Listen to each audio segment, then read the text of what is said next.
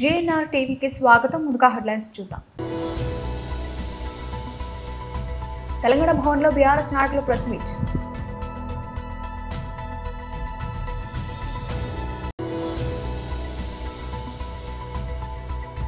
బీసీల కోసం పోరుబాట. ఢిల్లీ మీడియా సమావేశంలో సీఎం రేవంత్ రెడ్డి.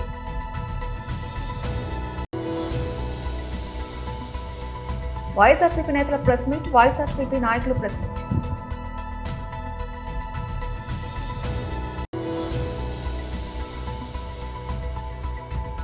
రాజకీయాలు వద్దనుకుంటున్న మల్లారెడ్డి సంచలన వ్యాఖ్యలు.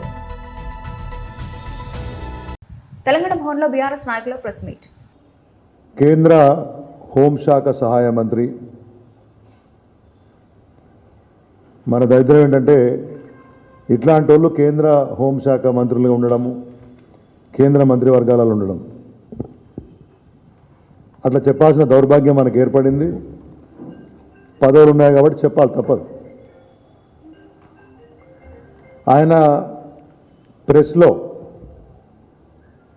ఈ ఫోన్ ట్యాపింగ్ అంశానికి సంబంధించి రేవంత్ రెడ్డి పెట్టిన ఒక చెత్త కేసుకు సంబంధించి ఆయన ఏదో పోయి అక్కడ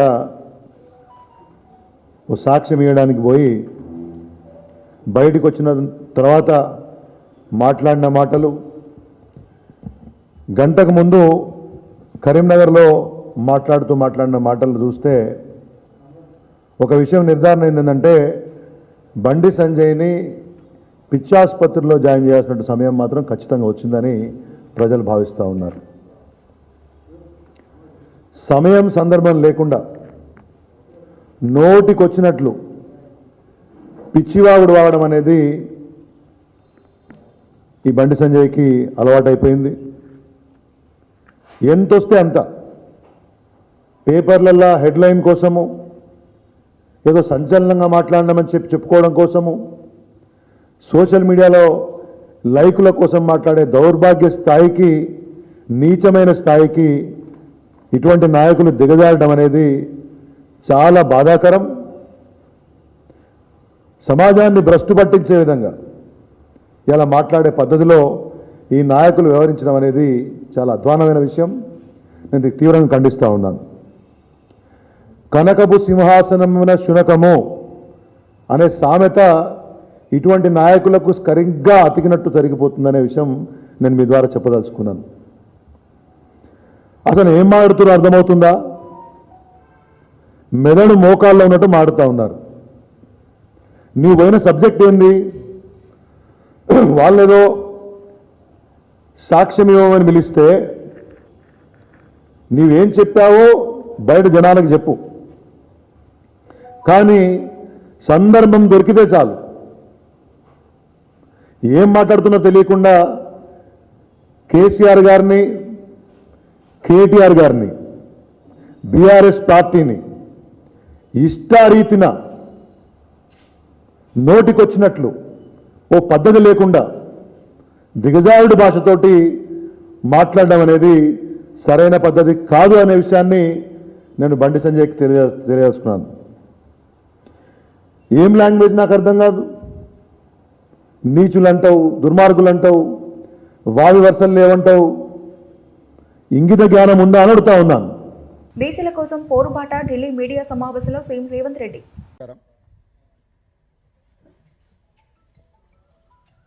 కాంగ్రెస్ పార్టీ, తెలంగాణ రాష్ట్ర ప్రభుత్వం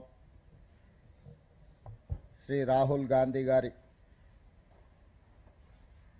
హామీ మేరకు భారత్ జోడో యాత్ర సందర్భంగా తెలంగాణ రాష్ట్ర పర్యటనలో తెలంగాణలో కాంగ్రెస్ పార్టీ ప్రభుత్వాన్ని ఏర్పాటు చేసిన తర్వాత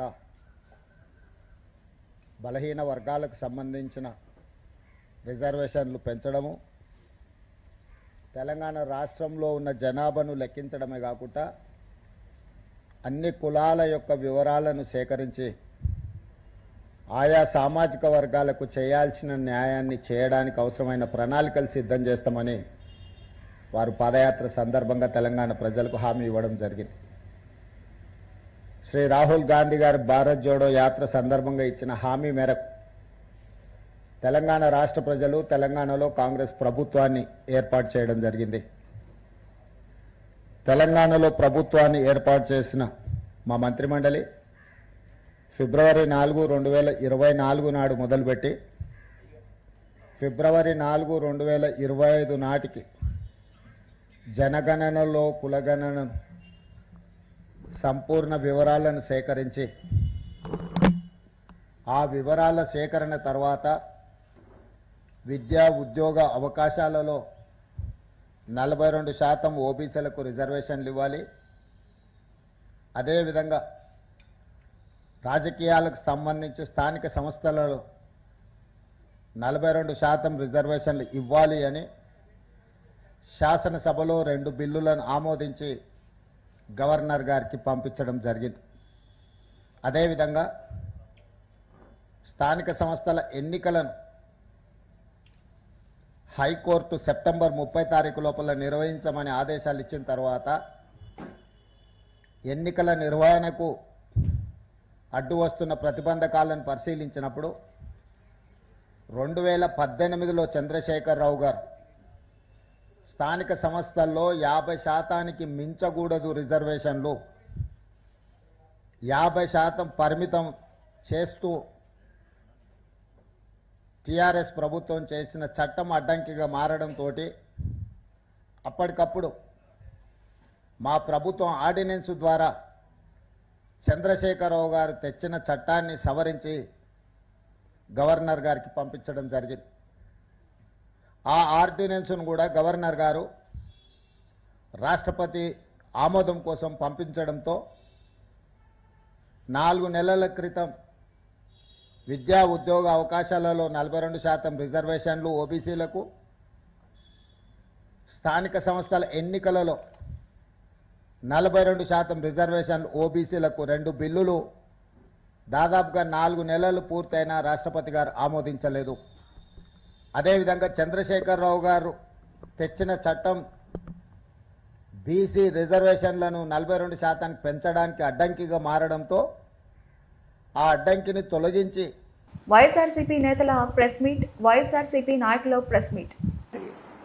వీటన్నిటినీ అడ్డుకొని పైచాచిక ఆనందం పొందే విధంగా అక్కడ వాళ్ళు వ్యవహరించినటువంటి తీరు ఉన్నది. దీన్ని ఖండిస్తూ ఉన్నాం. లోపల తనకు కూడా కనీస సౌకర్యాలు కూడా మామూలుగా అతను సెంట్రల్ సెక్యూరిటీ కేటగిరీలో ఉన్నటువంటి ఎంపీ గారు. సో ప్రాపర్ ఫెసిలిటీస్ కూడా అడుగడుగున అడ్డుకోవడం, ఈవెన్ భోజనానికి కూడా ఒకసారి అనుమతించడం, ఇంటి భోజనాన్ని కోర్టు ఆదేశాలు ఉన్నా కూడా ఇలాంటివి రకరకాలైనటువంటి హరాస్ చేస్తూ పైచాచిక ఆనందాన్ని పొందుతున్నారు. కానీ ఇవి తప్పు, కరెక్ట్ కాదు.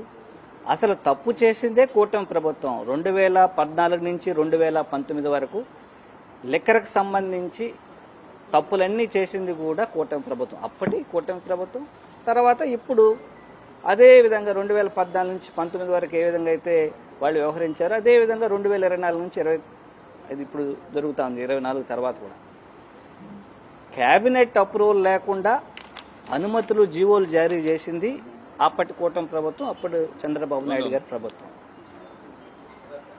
అప్పుడు డిస్టిలరీకి సంబంధించి ఏదైతే 8% ట్యాక్స్ ఉండేదో దాన్ని వే ఆఫ్ చేసింది అప్పటి ప్రభుత్వం. దాన్ని అడ్డం పెట్టుకొని బార్లు ఇవన్నీ పే చేస్తున్నటువంటి ట్యాక్స్ 8%ని కూడా రద్దు చేసింది అప్పటి ప్రభుత్వం.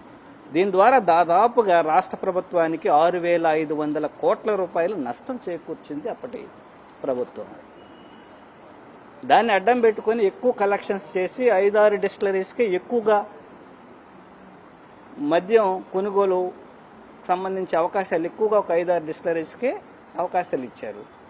అది కూడా ప్రభుత్వమే ముందే అడ్వాన్స్ పే చేసి లిక్కర్ సప్లై చేసినటువంటి ప్రభుత్వం అప్పటి ప్రభుత్వం 2014 నుంచి 19 వరకు. అక్కడ ఈ మద్యం ఎవరైతే అమ్మకాలదారులు ప్రైవేటు వాళ్ళు పాడుకుంటారు, వాళ్ళు విచ్చలవిడిగా వాళ్ళు ఎన్ని పర్మిట్ రూమ్లన్నా పెట్టుకోవచ్చు, ఎన్ని బెల్ట్ షాపులన్నా పెట్టుకోవచ్చు. అట్లా అడ్డగోలుగా మద్యాన్ని గ్రామాల్లో ఏరులై పారించినటువంటి దుస్థితి 2014 నుంచి 19 వరకు. దాని ద్వారా విపరీతమైన కరప్షన్ చేసినటువంటి ప్రభుత్వం 2014 నుంచి 19 వరకు. 2017 ఎండింగ్ నుంచి 2019 జనవరి 9 వరకు మా పార్టీ అధ్యక్షులు గౌరవనీయులు వైఎస్ జగన్మోహన్ రెడ్డి గారు ప్రజా సంకల్ప యాత్ర చేపడితే రాష్ట్ర వ్యాప్తంగా మహిళలందరూ వచ్చి పాదయాత్రలో కన్నీళ్లు పెట్టుకున్నటువంటి పరిస్థితి. మా ఇంట్లో వాళ్ళు సంపాదించినటువంటి డబ్బులంతా కూడా ఈ మద్యానికి అలవాటు పడి డబ్బులంతా తగలబెట్టి మా ఇళ్ళు గుల్లవుతున్నాయి, ఎట్టయినా కూడా దీన్ని రెస్ట్రిక్ట్ చేయాలి అని అప్పుడు అడిగినటువంటి పరిస్థితి. బీఆర్ఎస్ ఎమ్మెల్యే మాజీ మంత్రి మల్లారెడ్డి ఆసక్తికర వ్యాఖ్యలు చేశారు. తాను బీజేపీ వైపా, టీడీపీ వైపా, బీఆర్ఎస్ వైపా అనేది కాదని, ప్రస్తుతం తాను బీఆర్ఎస్ పార్టీలో ఉన్నానని, వచ్చే ఎన్నికల నాటికి రాజకీయాల నుంచి శాశ్వతంగా తప్పుకునే ఆలోచనలో ఉన్నానని చెప్పారు. తనకు 73 సంవత్సరాలు వచ్చాయని, ఈ వయసులో ఏ వైపు చూడాల్సిన అవసరం లేదని అన్నారు. ఎంపీ, ఎమ్మెల్యే, మంత్రి అయ్యానని, ఇంకా 3 ఏళ్లు రాజకీయాల్లో ఉంటానని చెప్పారు. ఆ తర్వాత రాజకీయం వద్దనుకుంటున్నానని, ప్రజలకు సేవ చేస్తూ కాలేజీలు, యూనివర్సిటీలు నడిపిద్దాం అనుకుంటున్నానని తెలిపారు. హైదరాబాద్లోని తన కార్యాలయంలో మీడియాతో మాట్లాడుతూ ఆయన ఈ వ్యాఖ్యలు చేశారు. కాంగ్రెస్ పార్టీకి ఆయుపట్టుగా యువజన కాంగ్రెస్ నిలుస్తూ వస్తోందని కాంగ్రెస్ పార్టీ సీనియర్ నాయకులు కాల్వలింగస్వామి, మాజీ కార్పొరేటర్ ముస్తఫా తెలిపారు. గోదావరికని రేగల షోమాట ముందు శనివారం జాతీయ యువజన కాంగ్రెస్ ఆవిర్భావ దినోత్సవ వేడుకలను ఘనంగా నిర్వహించారు. యువజన కాంగ్రెస్ రామగుండ కార్పొరేషన్ అధ్యక్షుడు కౌటం సతీష్ ఆధ్వర్యంలో నిర్వహించిన ఈ కార్యక్రమానికి ముఖ్య అతిథిగా కాంగ్రెస్ పార్టీ సీనియర్ నాయకులు కాల్వలింగస్వామి హాజరై యువజన కాంగ్రెస్ జెండాను ఆవిష్కరించారు. అనంతరం యువజన కాంగ్రెస్ నాయకులతో కలిసి కేక్ కట్ చేసి పెద్ద ఎత్తున సంబరాలు చేసుకున్నారు. ఈ సందర్భంగా కాల్వలింగస్వామితో పాటు మాజీ కార్పొరేటర్ ముస్తఫా మాట్లాడారు.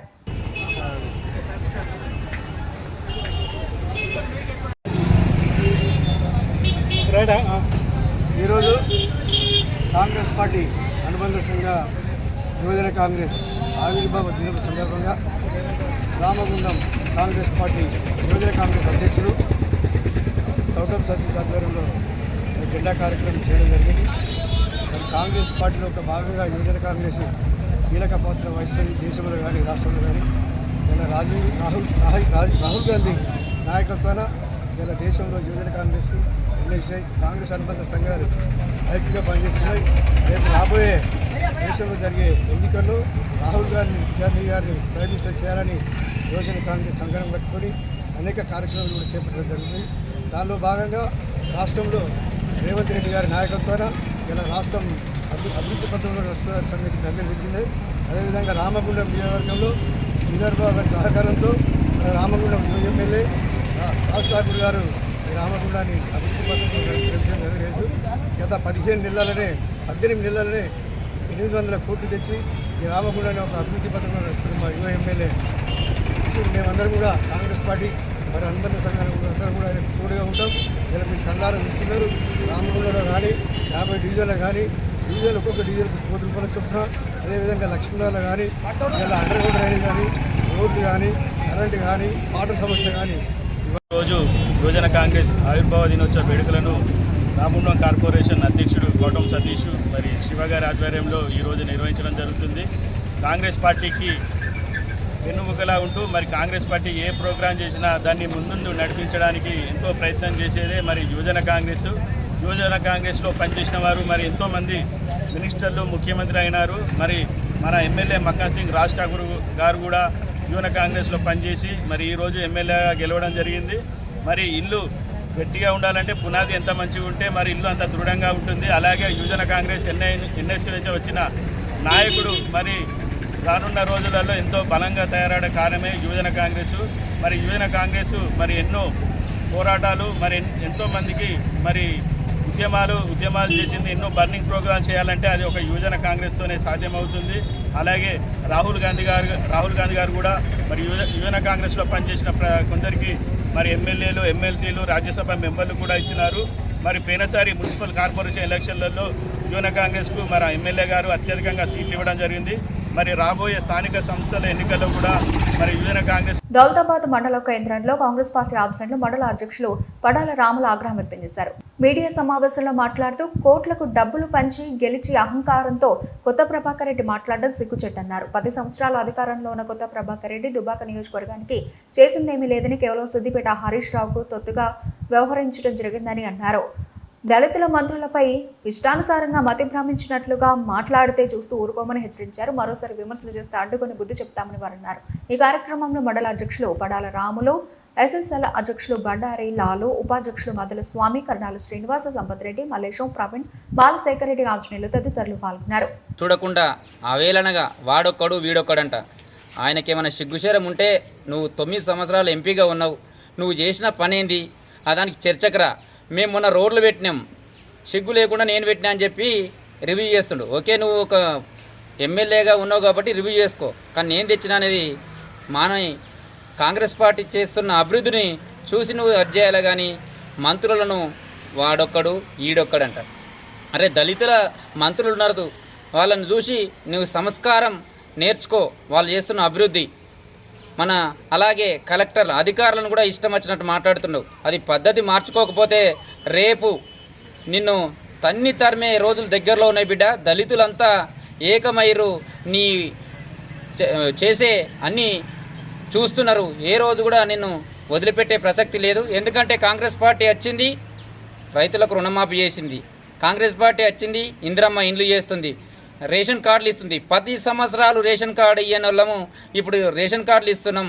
మరి మీరు ధర్నాలు ఎందుకు చేస్తారో అర్థం కాదు. రైతులకు రుణమాఫీ చేసినందుక, మేము రైతులకు రైతు బీమా భరోసా ఇస్తున్నందుక మీరు చేసేది అర్థమైతే లేదు. మేము చేసేది రైతుల కోసం చేస్తున్నాం. మీరు రైతులను రెచ్చగొట్టడానికి, ప్రజలు రెచ్చగొట్టడానికి ఏదో చేస్తున్నారు. అలాంటివి మానుకోవాలి. మానుకోకపోతే నిన్ను తరిమే రోజులు దగ్గరలో ఉన్నాయని మర్చిపోను. మెదక్ టీఆర్ఎస్ సభలో దుబ్బాక ఎమ్మెల్యే కొత్త ప్రభాకర్ రెడ్డి దళిత మంత్రులపై చేసినటువంటి అనుచిత వ్యాఖ్యలను వెనక తీసుకోవాలి. ఇమీడియట్లీ తక్షణమే వాళ్లకు క్షమాపణ చెప్పాలి, లేకపోతే నేను ఎక్కడికక్కడ అడ్డుకుంటామని చెప్పేసి ఈ కొత్త ప్రభాకర్ రెడ్డికి మేము తెలియజేస్తున్నాం. బిడ్డ, నీకు మా నాయకులు, మా దళిత నాయకులు అంటే వాడు వీడు అని మాట్లాడుతున్నావు బిడ్డ. నీకు అంత కండకవరం ఎందుకని చెప్పేసి మాట్లాడుతున్నావు. మేము మాట్లాడితే నీకు సిగ్గుంటుందా అని చెప్పేసి మాట్లాడుతున్నావు బిడ్డ. మా మంత్రులకు తక్షణమే క్షమాపణ చెప్పాలి, లేకపోతే నేను అడ్డుకుంటాం, నువ్వు ఎక్కడ తిరిగినా ఆడ అడ్డుకుంటామని చెప్పి తెలియజేస్తున్నాం. అదేవిధంగా ఆ సభలలో వీళ్ళు మాట్లాడతారు, హరీష్ రావు మాట్లాడతాడు, అది 42% రిజర్వేషన్, బీసీ రిజర్వేషన్ లెక్కలు తప్పు అని ఒక ఆయన మాట్లాడతాడు. ముస్లింలను ఆ లెక్కలలో నుంచి తీసేయాలని చెప్పేసి ఒక ఆయన మాట్లాడతాడు. మీరు సమగ్ర సర్వే చేసిన లెక్కలేమన్నా మీరు చెప్పినరా? ఈ రాష్ట్రంలో ఎవరికైనా లెక్కలు చెప్పిరా? 50% ఉందని చెప్పిరా, 42% అని చెప్పిరా, ఎంత శాతం అని చెప్పి మీరు లెక్కలు తీసిరు కదా. ఎస్సీ శాతం ఎంత, బీసీ శాతం ఎంత, ఎవరి శాతం ఎంతనో మీరు ఇదివరకు చేసి ఆ లెక్కలు చెప్పి ఉంటే ఈరోజు మేము. వికారాబాద్ జిల్లా పరిగి మండల కేంద్రంలోని బస్ డిపోలో స్థానిక ఎమ్మెల్యే రామ్మోహన్ రెడ్డి ఆధ్వర్యంలో నూతన 5 బస్సులను ప్రారంభించారు. ఈ సందర్భంగా ఎమ్మెల్యే మాట్లాడుతూ, కాంగ్రెస్ ప్రభుత్వం వచ్చాక మహిళలకు ఉచిత బస్సు ప్రయాణం ఎంతో విజయవంతమైందని, ఫ్రీ బస్సు కావడంతో మహిళలకు తీవ్ర ఇబ్బందులు కలుగుతున్నాయని భావించి అదనంగా ఇంకా 5 బస్సులు పరిగి డిపోకు తీసుకురావడం జరిగిందని అన్నారు. రేవంత్ రెడ్డి పాలనలో 6 గ్యారెంటీలు పూర్తిగా అమలు చేస్తారని, యువతకు రాజీవ్ యువ వికాస్ ద్వారా స్వయం ఉపాధి కలుగుతుందని అన్నారు. రుణమాఫీతో పాటు వ్యక్తిగత లోన్లను కూడా ఇవ్వాలని బ్యాంకులకు ఆదేశించినట్లు చెప్పారు. అనంతరం ఎమ్మెల్యే క్యాంపు కార్యాలయంలో ఏర్పాటు చేసిన సీఎం రిలీఫ్ ఫండ్ ద్వారా వచ్చిన వివిధ చెక్లు పంపిణీ చేశారు. శాఖ మినిస్టర్గా ఉండి తెలంగాణ రాష్ట్ర వ్యాప్తంగా ప్రతి బస్ డిపోకు ఒక 20-25 బస్సులు కొత్తగా ఇవ్వడం జరిగింది. తద్వారా మహిళలకు ఆర్టీసీ బస్సులో ఉచిత ప్రయాణం సౌకర్యవంతంగా ఉండాలన్న ఉద్దేశంతో ఈ యొక్క కాంగ్రెస్ ప్రభుత్వం ఈ నిర్ణయం తీసుకున్నందుకు చాలా సంతోషంగా ఉంది. దాదాపు మన నెలలో కూడా మరి మార్చి నెలలో ఒక 5 బస్సులు మరి ఈ రోజు గౌరవ శాసనసభ్యులు ఏవైతే గతంలో ఎమ్మెల్యేగా ఉన్నప్పుడు కూడా ఈ యొక్క బస్ స్టాండ్ మీ అందరి తెలుసు చాలా చిన్నగా ఉన్నాయి, అక్కడి వరకే ఉన్నాయి. ఇప్పుడు మళ్ళీ దాన్ని ఎక్స్చేంజ్ చేసే ఘనత కూడా చాలా విద్యార్థులకు ప్రయాణికులకు కూడా తెలియజేయడం జరిగింది. ముఖ్యంగా ఈ యొక్క ఫీడ్బ్యాక్ మెకానిజం అనేది చాలా ముఖ్యం. మనమంతా కూడా ప్రజాసేవలో ఉన్నప్పుడు ఫీడ్బ్యాక్ అన్నది ఏది, మనం చేస్తున్న పనికి ప్రజల నుంచి ఏ విధంగా స్పందన ఉంది అనేది కూడా మనమందరం కూడా ఒకసారి మన ఆత్మ పరిశీలన కూడా చేసుకోవాల్సినటువంటి అవసరం ఉంది. ఎందుకంటే మనంతా కూడా ప్రజాసేవలో ముఖ్యంగా మనం మహిళా సోదరి వాళ్ళకు ఫ్రీ ట్రావెల్ కలిగించిన తర్వాత రష్ ఎక్కువైపోయింది. ఎందుకంటే ఇక్కడ అత్తగారింటి కూడా అయిపోయింది, అటు తమ్ముళ్ళని నచ్చకం అయిపోయింది, తల్లిదండ్రులని నచ్చకం అయిపోయింది, పిల్లలను కూడా అవుతుంది, హాస్పిటల్ కూడా అవుతుంది, చాలా ప్రయాణాలు. మన డిపో మేనేజర్ సుఖేంద్ర రెడ్డి గారు నాకు ఇచ్చారు 52 కోట్ల రూపాయల విలువ కలిగిన ప్రయాణాలు కేవలం పరిగి డిపోలోనే ప్రయాణాలు జరిగాయి. లేదా కోటి ఇచ్చారన్నా 1,30,00,000 మొత్తం తెలంగాణలో 200 కోట్లు అయితే మన పరిగి డిపోలోనే 1,30,00,000 ఫ్రీ టికెట్స్ మన పరిగి డిపో నుంచి జరిగినాయంటే ఎంత పెద్ద ఎత్తున ప్రయోజనం పొందుతున్న విషయాన్ని మనం గమనించాల్సినది. మరి ఇంత ప్రయాణాలు అయినప్పుడు ఏమైందంటే చాలా మందికి అసౌకర్యం కావచ్చు. కొన్ని రూట్లలో డిమాండ్ ఎక్కువ, కొన్ని రూట్లలో వాళ్ళు బస్సులు వేసి, ఇంకా కొన్ని రూట్లలో బస్సులు లేకపోవచ్చు కూడా. అదేవిధంగా కొన్ని ట్రాఫిక్ సమస్యలు ఉండొచ్చు, కొన్ని ఆర్ఎంపీ సమస్యలు ఉండొచ్చు, కొన్ని చెట్ల సమస్యలు ఉండొచ్చు, ఎన్నో ఉంటాయి.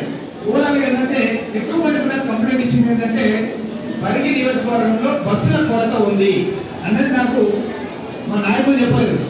నాయకులు అక్కడక్కడ కొద్దిమంది చెప్పారు కానీ అందరూ చెప్పలేదు. కానీ ప్రజలు నేరుగా నాకు కంప్లైంట్స్ ఇచ్చారు. అయితే ఆ కంప్లైంట్స్ తీసుకొని నేను బ్రిటన్ ముగించే ముందు హెడ్లైన్స్ మరోసారి. తెలంగాణ భవన్లో బీఆర్ఎస్ నాయకులు ప్రెస్ మీట్.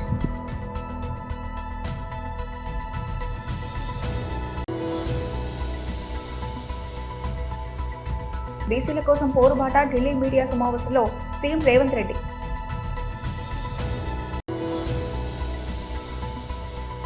వైఎస్ఆర్సీపీ నేతల ప్రెస్ మీట్, వైఎస్ఆర్సీపీ నాయకులు ప్రెస్ మీట్.